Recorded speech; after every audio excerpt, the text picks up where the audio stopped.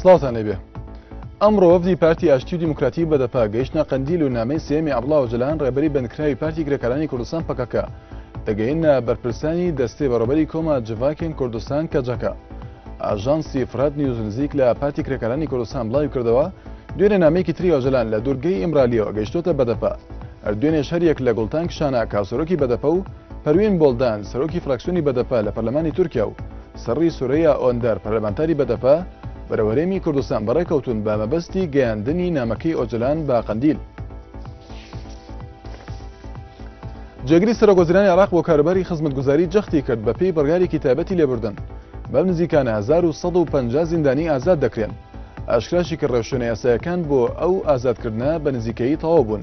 لە بەیاننامەیەکدا ساڵح مۆتڵەقڕای گیانلێژنەی ڕاستپێدراو بۆ بەداداچوونی ڕێوشوێنەکانی لێبوردنی تایبەت لە کارەکانی بەردەوامە و لە ڕێگەی ڕێنمایی پێشکەشکردنی ئامۆژگاریشەوە یارمەتی کەسوکاری زیندانەکان دەدات تا ڕێوشوێنە یاساییەکان بۆ ئازادکردنیان تەواو بکەن.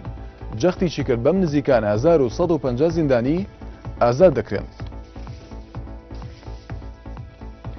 بە مەبەستی پشتگیریکردن لە یەکێتی نیشتیمانی ڕەوتێکی سیاسی کوردی داوا لە لیستە بەشدەربووەکانی هەڵبژاردنەکان دەکات کە لە کاتی بردنەوەیان هەڵبژاردنەکانی ئەنجومەنی پارێزگاکاندا ڕوو لە گۆڕەپانی مانگرتن بکەن.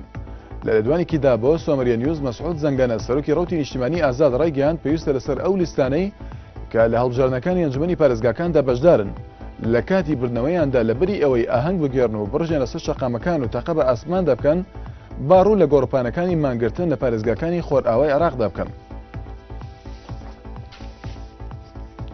ئیدارەی پارێزگای دیالە ئۆباڵی لە سەدا 90 هۆکارەکانی بە بیابانبوونی خاکی پارێزگاکەی خستە ئەستۆی دەسەڵاتدارانی ئێرانەوە هۆشداریدا لە بوونی پیلانێک بۆ لە ناوبردننی کەرتی کشتتوکاڵ لە پارێزگای دیالەدا. ڕاسم ئەگێدی ڕاوشکاری پارێزگای دیالە بۆ کاروباری ئابووری ڕایگەیاند دیالە بە شێوەیەکی سەرەکی پشت بە ئاوی ڕۆباری دیالە دەبستێت لە دامینکردنی ئاوی ئاودێری بۆ لە 85 خاکە کشتتوکاڵەکەی. وتیشی زۆربەی سەرچاوەکانی ئاوی دیالە لە ناوخاکی ئێرانەوە هەڵدەقۆڵێن. بەڵام لەم ساڵانەی دواییدا دەسەڵاتدارانی تاران ڕێڕەوی ئاوەکانیان بۆ ناوخاکی وڵاتەکەیان گۆڕیوە.